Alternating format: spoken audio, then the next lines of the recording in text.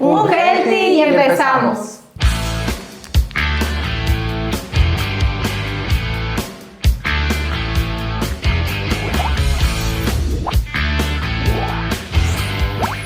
Hola, soy Tefi Fiallos. Y yo, Carlos Narváez. Y estamos en un capítulo más de Health TV. Y hoy contamos con una invitada súper especial del mundo del deporte, que es... Hola, soy Diana Domínguez de Sarilab y estoy muy contenta de acompañarles esta tarde. Qué gusto, Dianita, tenerte aquí el día de hoy con nosotros, aquí en este nuevo capítulo. Nos gustaría conocerte, saber un poquito más de ti, así que cuéntanos de dónde viene Dianita, en dónde estudiaste, de dónde sale Sarilab, desde cuándo, un poquito así de tu trayectoria. Bueno, yo nací en el corazón, en el cantón Pangua, la provincia de Cotopaxi, un cantón hermoso, le dicen el paraíso escondido. Y desde niña siempre pensé en lograr algo trascendental y por eso estudié la carrera de bioquímica. Estaba siempre involucrada en el tema de salud. He tenido familiares, tíos que trabajaban directamente con pacientes. Y desde el colegio ya practicaba laboratorio clínico, me encantó, estudié en la Universidad Central del Ecuador y siempre también he promovido el deporte y he practicado deporte. En el colegio practicaba básquet, campeonatos, entrenamientos, pero también me gustaba estudiar bastante. Entonces ahí tenía que... Era buena alumna. Y tenía que decidir entre el 20 sobre 20 o el entrenamiento de básquet. Entonces, bueno, la parte de estudiar algo que involucre a salud siempre estuvo presente en mi vida y en mi trayectoria de colegio a la universidad. O sea, seguramente por algún lado, por alguna rama de la salud iba a ser. Puede ser médico, no sé, fisio tal vez, por ahí iba a ir, o ya tenías en claro qué era lo que querías. Cuando estuve en el colegio y le ayudaba a una tía que era médico, claro, entré a la sala de urgencias y vi escenarios en los que entraba en temor completamente y decía, no, esto no es para mí, porque sentía mucho el dolor de las personas y más bien me paralizaba y no podía actuar. Entonces yo decía, si bien es cierto, quiero aportar en la salud de ese paciente de alguna manera, que sea tal vez detrás de las cámaras y que sea en algo más científico como tal. Entonces ahí empezamos a buscar y claro, estudié la carrera de bioquímica clínica. Es una carrera complicada y hermosa porque cuando la estudié en la universidad me apasionó completamente. ¿Y desde ahí te graduaste y ahí salió Sarilab o cómo fue? No, a ver, uno cuando ya termina de estudiar en la Universidad Central, generalmente buscas una carrera, un trabajo operativo. Estuve en varios hospitales, gracias a Dios, y lo digo abiertamente, en hospitales privados.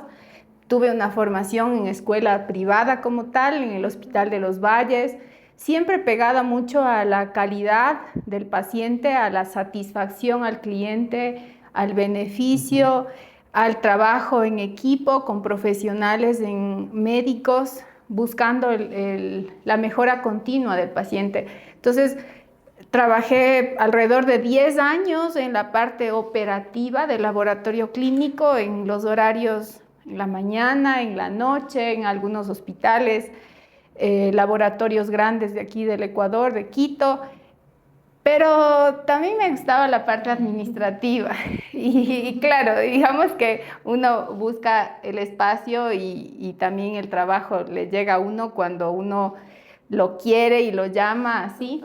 Entonces ya fui ahí supervisora de algunos laboratorios clínicos y empecé a practicar deporte. Entonces ya me daba tiempo para practicar deporte porque en la universidad era bien complicado. Entonces practiqué, empecé a correr y se dio la oportunidad de atender o cuidar a algunos pacientes deportistas en los equipos de fútbol.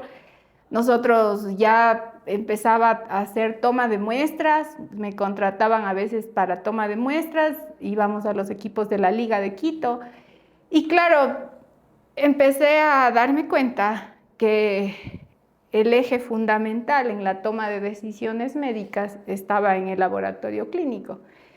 Y claro, cualquier monitoreo, cualquier cambio, no era solo cómo reflejaba el paciente, sino cómo tu cuerpo empieza a manifestar con detecciones analíticas en el laboratorio clínico.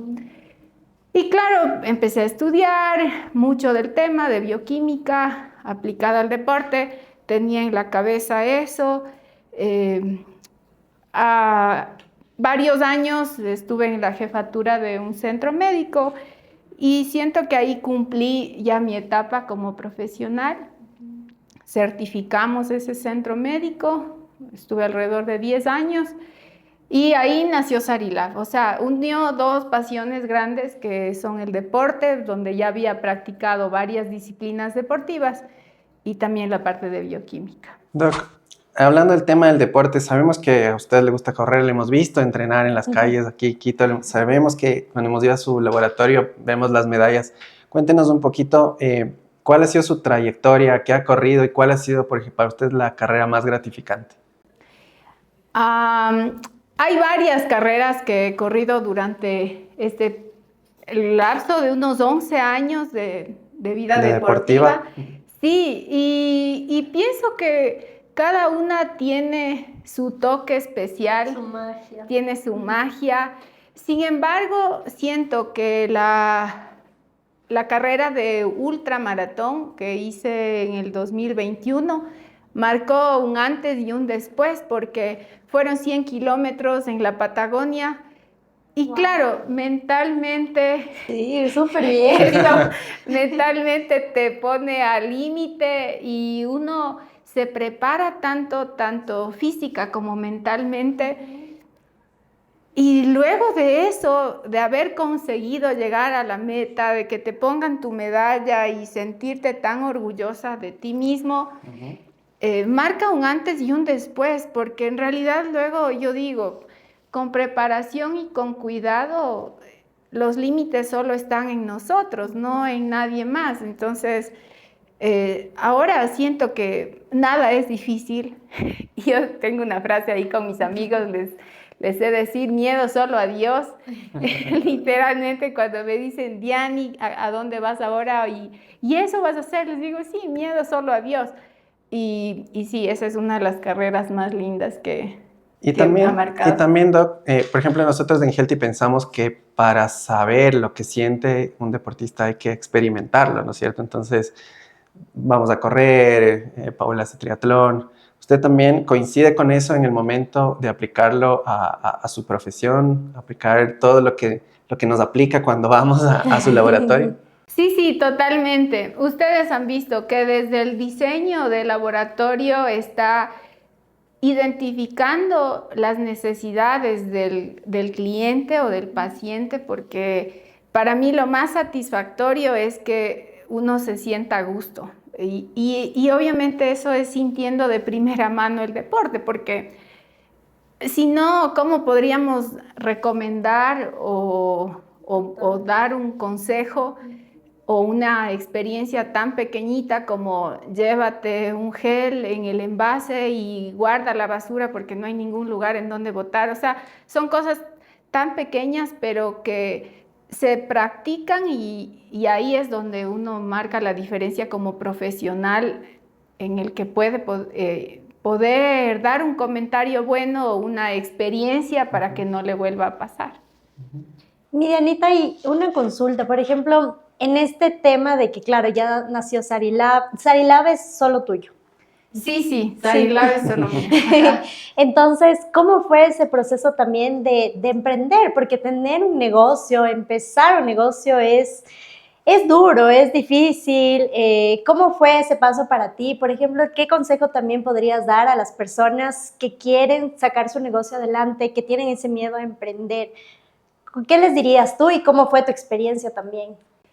A ver, Sarilab, cuando ya identificaba qué es lo que tengo que hacer y que quería que sea y es el primer laboratorio del país enfocado en tema deportivo, yo decía, tiene que marcar la diferencia. O sea, no voy a instalar un laboratorio en el que el giro del negocio sea el mismo. Y obviamente voy a sacar provecho, en el buen sentido, de que hago deporte, sé lo importante que es la bioquímica en un deportista y que todos los profesionales que quieren la mejora continua del deportista se van a apoyar en la parte bioquímica. Entonces, eso me dio mucho la fortaleza y la decisión. Ahora, el emprendimiento se da porque al haber manejado varios laboratorios de dependencia, ya tenía el conocimiento de cómo instalar, de protocolos, de permisos de funcionamiento y todo lo que conlleva la parte legal de un laboratorio clínico. Entonces, nada, me aposté a Dios. Miedo solo a Dios. Miedo solo a Dios. Mis papis decían, pero si tienes un trabajo fijo, mijita, eres la jefe del laboratorio, yo no sé qué quieres. Pero quiero ser la dueña. Literalmente, no, claro. Y a mi gerente, a mi amiga grande que me despedí, le dije, he cumplido mi etapa y me voy con las manos limpias. He administrado un laboratorio de alrededor de 400 pacientes por día. Wow. Y ya simplemente aquí ya no tengo nada que hacer, me voy tranquila, les dejo en las mejores manos y quiero dar lo mejor de mí en algo propio. Ella obviamente no pudo ni negociar ni nada. Claro. ¿Qué vas a decir contra eso? Claro. Ajá, me dijo Diana que te vaya excelente. Entonces, el emprendimiento yo creo que justo debes buscar un nicho diferenciador.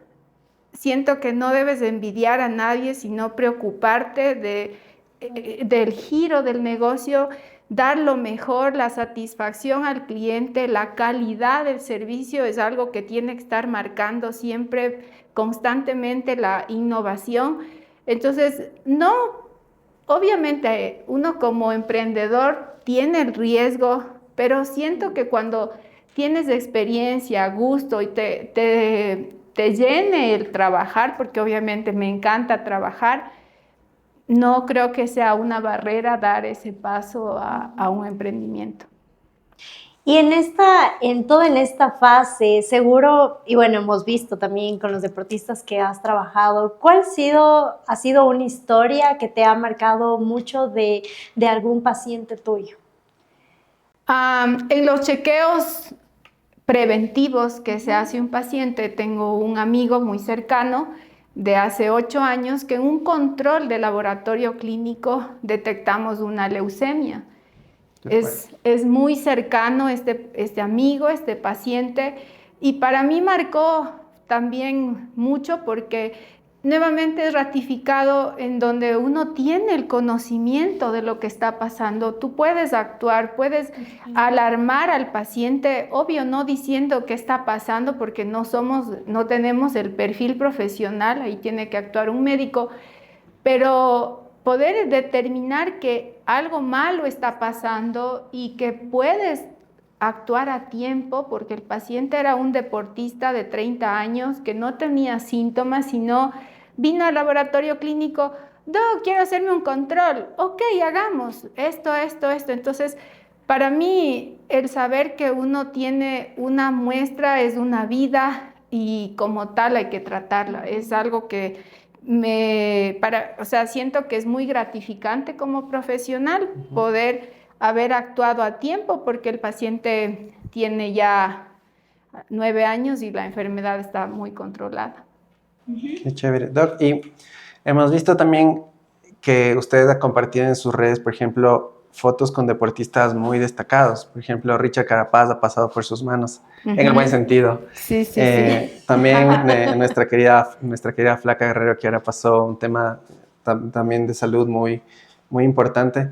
Usted, cuéntenos un secreto. ¿Qué le pone a Richard para que pedalee como pedalea? Para que nos ponga a nosotros también. Claro. Yo siento que los pacientes élite los tienen primero un patrón. Su don de ser, su don de persona y la humildad es algo que lo tienen muy presente. Y eso hablo de que no importa qué tipo de deporte practiquen y qué capacidad deportiva tengan, un paciente del nivel de Richard Carapaz es muy, muy humilde. Obviamente se hace controles de la A a la Z, pero no le pongo nada más que literalmente ya son dones que ellos tienen, que nacen así y que, ojo, obviamente en la parte tanto nutricional como ajustes, ciertas hormonas que se pueden ajustar para que el desempeño deportivo se incremente, eso se hace, pero obviamente se hace por el mismo desgaste que uno va teniendo al Por la practicar práctica. deportivo. Ajá, por la práctica deportiva. Y eso es muy importante porque, por ejemplo, claro, ellos son élite y ellos se entrenan durísimo, tienen toda una planificación, etcétera. Pero también es importante porque la gente que nos ve son personas que están empezando a hacer ejercicio. Entonces, justo algunos de los podcasts que ya llevamos es incentivar a la gente para que se haga estos controles, para que haga deporte de una forma consciente. Entonces, claro, cuando yo les digo a veces a las personas, sí, tienen que hacerse un chequeo de sangre, tienen que ver cómo están, normalmente dicen, pero oye, estoy bien, Claro, o sea, uno no se siente siento bien. nada. Claro, o sea, no, pero estoy bien, como que me alimento bien, hago deporte, como que ¿por qué necesitaría hacerme? Y claro, por ejemplo, yo todos los años me hago los chequeos con Dianita. Sí, es un chequeo, y es lo que yo digo, o sea, es un chequeo anual a comienzo de año o a mitad, donde tú ves exactamente lo que está pasando con tu cuerpo. Entonces, ¿cómo podemos, Dianita, cómo crees que podemos crear esa conciencia para que la gente se haga estos chequeos? Yo siento y hemos venido trabajando en eso como empresa, como Sarilab y aliados estratégicos. Yo siento que de ley es tomar conciencia, que el deportista ya vea, o sea, hay evidencias de que practican a veces solo por literal despecho, la práctica deportiva, y eso pasa a consecuencias en las carreras. Entonces, siento que ya es más evidente que uno debe hacerse un control y ya cambiar el chip también de país subdesarrollado en el que cuando estás enfermo vas al médico. Eso es lo que pasa, eso es lo que ha pasado y es lamentable porque es una cultura que viene desde niños. A nosotros no nos llevaban al médico, mijita, estás linda, qué linda que Vamos al estás, médico. vamos al Claro. médico. Vamos a que te Literalmente, pinchen. No, vamos eso a que te es. pinchen. No, pues el terror a la mancha blanca o a la manta blanca, A la aguja. a la aguja viene desde hace mucho tiempo. Entonces, siento que en charlas, en conversatorios como estos, en evidencias, cuando obviamente alguien fallece, uno ahí dice, toma conciencia y dice, imagínate, corrió 21 kilómetros y algo pasó. Y ojo que solo se sabe como de primera mano que son fallas cardíacas, pero el tema es que estas fallas cardíacas pueden haber nacido por deshidratación, por baja la glucosa, porque simplemente estaba pasando periodos de depresión y tenía un cortisol muy, muy alto, que hizo que estos cambios metabólicos de estrés como tal generen en un paro cardíaco. Entonces, sí, siento que todos los que estemos involucrados en el deporte y que lideremos a grupos deportivos, hay que estar hincando ahí para decirle, hazte un control. Quitémonos los miedos, así como todos los deportistas tenemos miedo a veces al agua, a la bici, a bajar del ruco, yo qué sé. No, o sea, quitémonos el miedo de saber cómo estamos, porque créanme, eso más bien a uno le da la confianza de decir, estoy bien, estoy sano, pararse en el punto de partida y dice, voy con todo, porque estoy totalmente sano. Gracias Dios o gracias a la vida o a la energía o al que crean, pero siento que eso le da mucho la fortaleza a un deportista para cumplir el objetivo. Doc, todos estos controles, estos chequeos preventivos, independientemente del deporte o, por ejemplo, si uno va a correr de la distancia, ¿no es cierto?, que uno vaya a practicar. Sí, son independientes. O sea, un control anual o 2 veces por año, sí es muy necesario si tú practicas deporte o simplemente si quieres saber si estás bien. O sea, obviamente que más estaría indicado en alguien que va a poner en riesgo su salud, como es el hecho de correr una maratón o correr un ultradistancia en montaña, en montaña 50, 70. Obviamente, el riesgo con los kilómetros incrementa, pero ¿qué es lo que pasa?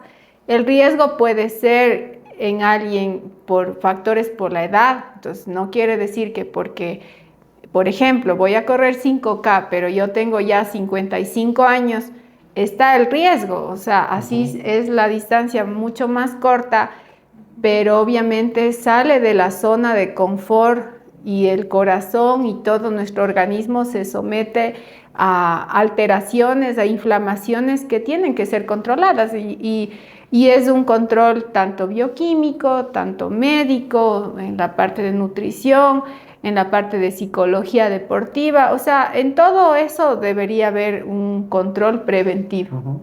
Sí, por ejemplo, es muy importante esto que dicen porque, claro, nunca hay que decir, bueno, solo voy a correr 5 kilómetros. Claro, subestimar una distancia. Exacto, gracias, subestimar la distancia y tampoco creo que yo la edad, mi Dianita, no sé si concuerdas conmigo, porque hay personas que también somos jóvenes, o sea, sí, hay personas que son jóvenes y de igual forma, o sea, sufren paros cardíacos, sufren lesiones muy fuertes, entonces, claro, hay esta creencia de, no, es que yo soy joven, a mí no me va a pasar nada, o solo son 5 kilómetros, no va a pasar nada, pero claro, o sea, me imagino que llegan a tu laboratorio y tú debes, como tienes toda esta información, puedes decirle no sé, por ejemplo, el CPK que nos haces a todos, que nos puedes explicar qué es un poco, sí como que, ojo, estás sobreentrenado, bájale las revoluciones porque te puede llegar una lesión, o cuidado con tus riñones y cosas así, entonces sí creo que es muy importante no guiarse tanto a la edad.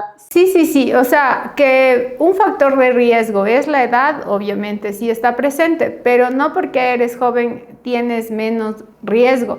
Es más, muchos de los jóvenes que han abusado de los vicios, y lo digo abiertamente, quieren dejar pues la vida pasada, la vida viciosa, en la que desde los 16 años empezaron a tomar, a fumar y todo, y a los 35 les llegó el Espíritu Santo y les dijo...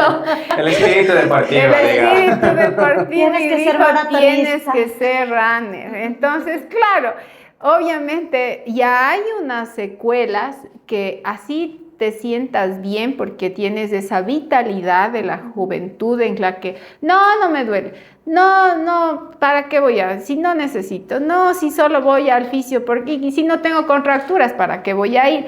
Y empiezan así a subestimar el tema de la juventud. Entonces, indiferentemente este monitoreo, estas pruebas de laboratorio como el CPK que mide fatiga muscular, les hacemos desde niños que practican triatlón, que obviamente para su cuerpito, para su formación, imagínense, hay veces que entrenan y los papitos dicen entrenan 4 horas al día, 4 horas, muchas veces madrugan a las 4 de la mañana, entrenan 2 horas, luego van a la escuelita o al colegio, salen de la escuelita y regresan a entrenar.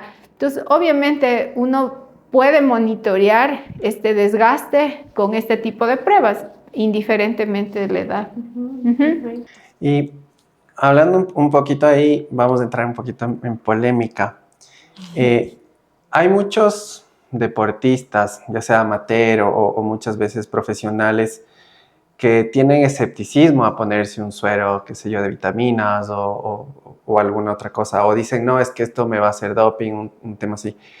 Usted, cuando llegan este tipo de comentarios como que no, el suero no vale de nada o lo que me ponen se va a ir en la orina, no me sirve, ¿qué decirles o cómo contrarrestar o cómo demostrar que esto sirve?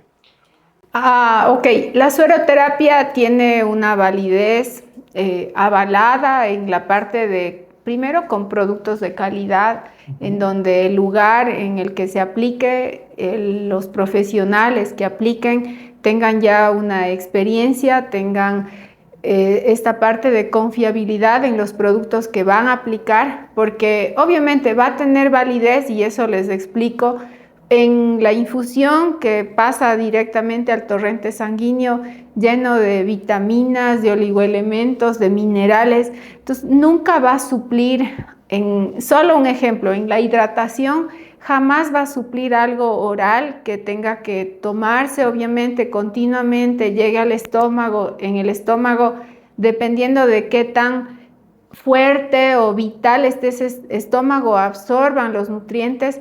Prácticamente en la sueroterapia se evita todo ese paso, la absorción y todo, sino que directamente va al torrente sanguíneo. Entonces, obviamente, la explicación y la parte técnica es muy importante para poder manejar este tipo digamos, incongruencias con el paciente o creencias absurdas. Y claro, depende, vuelvo a decirlo, los productos que apliquen. Obviamente, si te vas a un lugar que no te brinda las garantías de lo que van a aplicar, capaz en algún momento pueden aplicar alguna sustancia ilegal que enmascare el dolor, que te haga, que te dé una vitalidad y supuestamente algo tan increíble.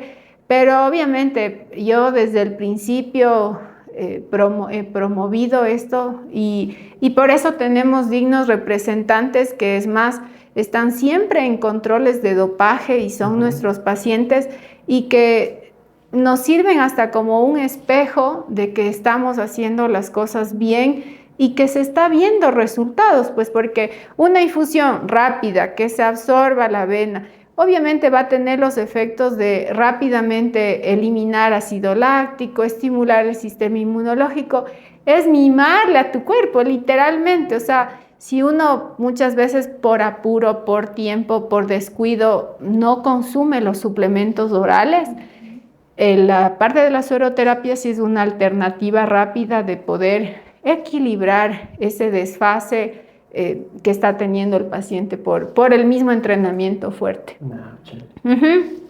Y por ejemplo, Medianita, para ti, ¿tú qué piensas, por ejemplo, que es más importante? Porque claro, las personas que podemos ir donde ti, tú nos puedes decir, me invento, y me corriges si es que no funciona así, pero dices, sí, ok, necesitas estas 10 cosas para que tu cuerpo funcione mejor. Pero obviamente a veces también uno piensa en el tema económico. Entonces, ahí ustedes nos asesoran, cómo funciona, tal vez, ok, no te hagas estas 10 cosas ahorita, veamos primero con esto, o cómo funciona más o menos. En la parte de laboratorio clínico y en la parte de bioquímica, lo bueno es que al tener ya mediciones, al tener cuantificado el problema o simplemente que el paciente no necesita, es mucho más específico el trabajo que hacemos, porque obviamente se les da alternativa de decir, mira, tanto la clínica como la parte bioquímica está hablando de una deficiencia en tal vitamina. Si esta vitamina puede ser oral y si ustedes pueden conseguirla, simplemente hacemos la recomendación que la deben tomar en tal dosis y que en un cierto periodo la volvamos a medir para evidenciar que ese producto o esa marca o X producto está dando un resultado, está siendo efectiva. Y obviamente hay productos en sueroterapia que también se pueden aplicar y que se pueden ir midiendo, y también el paciente va reflejando esa mejoría. Entonces, yo siento que uno tiene que ser primero bien empático con el paciente, decirle las opciones que hay, y que muchas veces no todo lo que se puede hacer por la parte económica capaz en ese momento no es manejable, pero hay prioridades. Entonces, si encontramos una deficiencia severa de alguna vitamina, empezar por esa, empezar de a poco, ir viendo cómo me voy sintiendo, y capaz las otras ya son solo pulir como tal, o ya algo digamos, como muy sutil y de mantenimiento, pero es así como manejamos en Sarilaf. No es mandatorio todo, pero se les da la propuesta de qué poder hacer. Doc, y hablando un poco como tomándome, digamos, el nombre de los deportistas amateurs, ¿cuáles son los síntomas que uno debería identificar para saber si está uno sobreentrenado o que necesita un suero o que no necesita y que está bien? Digamos así, a primerazo, sin acudir aún al laboratorio a hacerse una prueba de sangre, ¿uno cómo se da cuenta de que bioquímicamente su cuerpo no está tan bien o tan equilibrado? Los síntomas en el deportista son varios. O sea, por ejemplo, que la recuperación frente a un entrenamiento dure muchos días, ya dice algo. O sea, por ejemplo, yo corrí 10 kilómetros ayer, y esos 10 kilómetros mi entrenador me dijo que los maneje, que haga en zona 3 o en zona 2, y aún así mi cuerpo sigue cansado, tengo sueño, a veces me acuesto y estoy con el calor ahí, con el abanico, con ¿no? la sábana, estoy en el trabajo y en vez de tener energía y vitalidad que te da el deporte, estás cansado, estás agotado. Puede ser muchas veces consumir igual productos de no calidad, entonces que te dan un boom de energía, pero que puede ser que te corten el sueño. Entonces ya falta de sueño, cansancio, que se enlentezca la recuperación muscular, también la parte que uno está como no coherente con lo que está haciendo en el trabajo. También podría decir algo me está pasando, pues porque no tengo esa agudeza mental de poder sacar esa dopamina del deporte, sino más bien estoy ahí como colapsado mentalmente, pienso que los síntomas más comunes, y obviamente una lesión también ya es una alarma de tu cuerpo que algo está pasando. Si esa lesión se vuelve crónica, es otra señal que tu cuerpo no tiene esas fuentes para recuperar rápido la lesión. Y obviamente enfermarse de gripes, de infecciones intestinales o infecciones vaginales, en el caso de ser mujercitas, ya está dando señales de que algo está pasando. Pero esto último de las gripes o las infecciones intestinales, siempre es como cerca de la carrera, ¿no? Siempre es como cerca de la prueba. ¿Qué pasa ahí? Porque ¿cuál es el desbalance cerca de la carrera que uno dice, ahora sí se fregó todo? Claro, a ver, lo que pasa, sí, obviamente, sí, la mente es algo que juega mucho, pero la mente obviamente también se cansa por el entrenamiento que uno le está dando continuamente. Entonces, en el plazo de unos 4 meses, tú te preparas para una maratón, pongamos un ejemplo. Entonces, obviamente, empiezas a incrementar las cargas del entrenamiento, luego bajas, estabilizas, subes nuevamente, bajas y tienes todavía tiempo y ¡boom!, subes. Generalmente en este pico alto y en el que empiezas a bajar, ahí hay una descompensación, aunque el paciente se sienta fuerte, diga, wow, y ahora sí, a 4:15 y tanta cosa. Ya nada. Estoy en mi mejor momento. Claro, dice, estoy en mi mejor momento, qué bestia, voy a clasificar a Boston este año. Obviamente algo está pasando internamente y es un declive del sistema inmunológico interno. Entonces ahí es muy importante hacer este énfasis, este equilibrio de este sistema inmunológico para que no pase factura y no esperar casi que a la última semana, 8 días antes, porque ahí sí en realidad o puede aparecer una lesión, que ya es la alarma que te digo, o te da una infección gripal y no te deja entrenar casi 8 días. Entonces, obviamente, la idea de hacer el equilibrio nutricional o de suplementos viene en todo el periodo de entrenamiento. Prácticamente es a partir de lo que tú inicias con un control y hacer este monitoreo, esta carga. Y bueno, y más aún en el último mes, hablemos así. ¿Ya? Entonces ahí hay que hacer un refuerzo del sistema inmunológico, mimar a tu cuerpo y ahí empezar a compensar este déficit que está teniendo el deportista. Eso es un patrón y a todos nos ha pasado. El mismo estrés, la Tefi sabe, ahí uno empieza a estresarse que ya va a empezar, ojalá no me enferme y nada, ¡pum!, te enferma. Justo mi abuelita ha estado enferma, qué relajo y la fiesta de cumpleaños y ahora no me voy, bueno, me voy con mascarilla. Claro, y pasa, entonces en eso hay que tener cuidado. Perfecto. Dianita, ahora yéndonos a un lado tuyo personal de deportista. Cuéntanos de dónde salió el gusto a correr. Nos contaste al comienzo de que tú practicabas básquet en el colegio, luego te entró el bichito por correr, ya es un tiempo que estás ahí. ¿Por qué te entró el bichito? Cuéntanos un poco sobre tus carreras, toda esta experiencia como corredora. El bichito apareció desde que estaba en el gimnasio y tuve la oportunidad de salir a la Carolina y empezar a practicar deporte ahí. Sentía otra vitalidad, otro aire, el ver los árboles. Yo siempre estoy innovando en todo, entonces creo que el salir del gimnasio, ya creo que estaba un mes en el gimnasio, así, cuando terminé la universidad, claro, con las rutinas y todo, si bien es cierto, hacía con amigas, pero cuando empecé a correr sabía que podía hablar mientras corría. Y la verdad que sí me gusta hablar, entonces bueno, era como practicar dos cosas a la vez.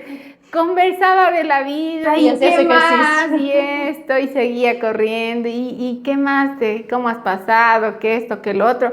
Entonces sentía que el running me permitía conectar más con la gente y siempre me ha gustado mucho aprender y apoyar y conversar y hacer contactos y todo. Entonces, y claro, luego el haber practicado varias carreras de 5, 10, 15 y 20, 21 maratones, entonces ultramaratones. Sí. Y ahí es donde, mira, yo primero corrí un Ironman, un 73, antes de una maratón, porque como quien ya medio que me aburrí del running un poco y dije, no, algo más, ok, voy a aprender a nadar.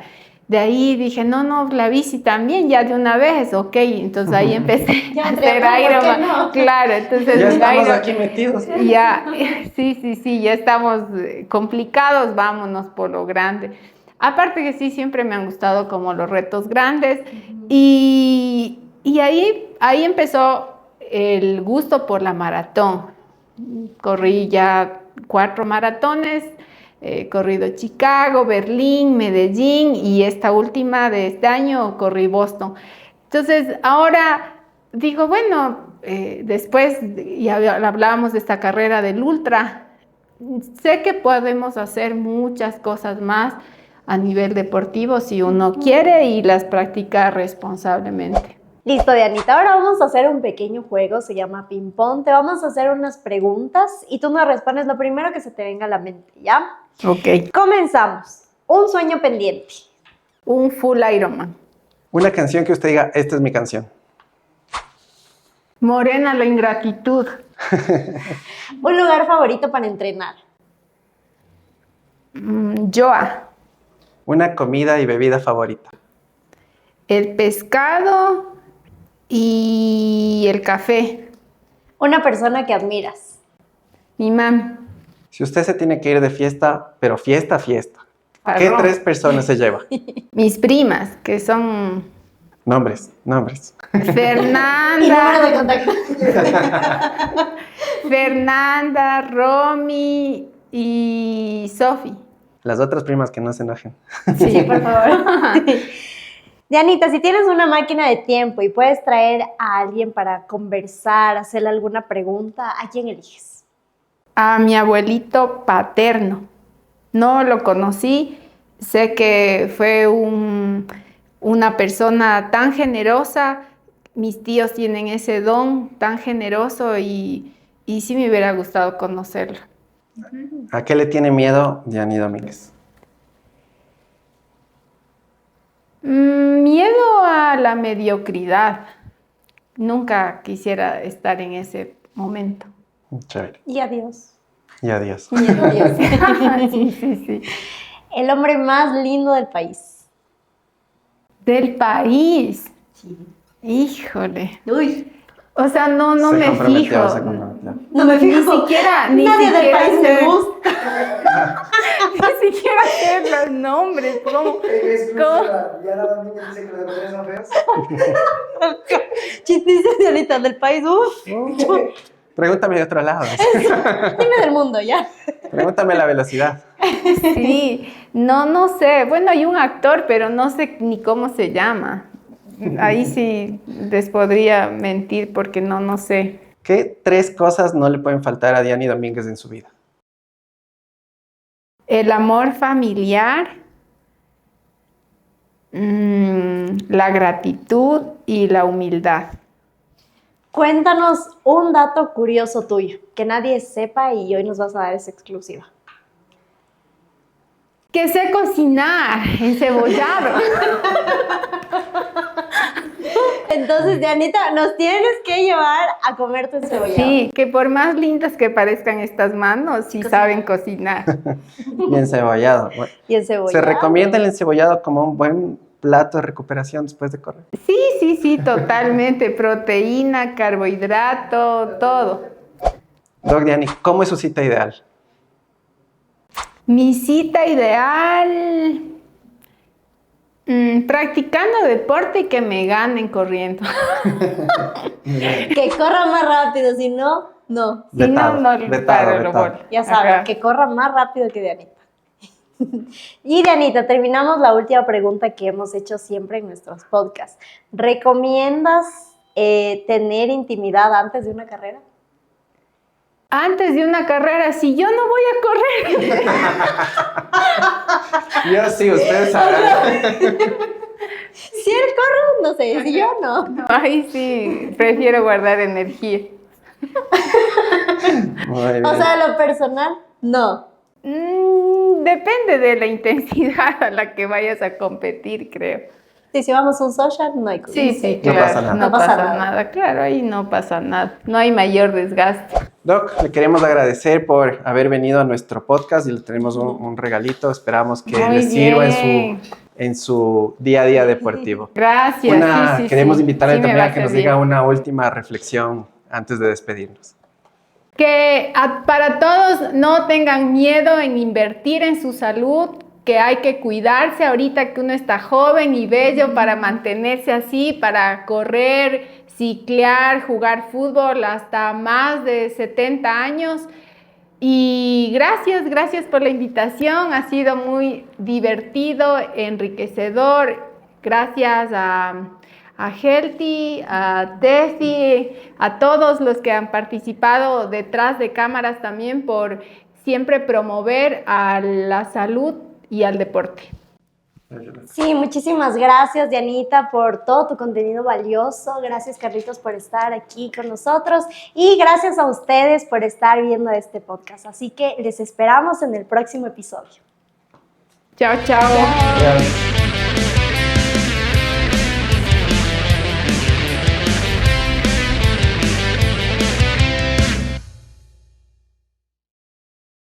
Bueno, con esto vamos terminando. Dianita, tu respuesta.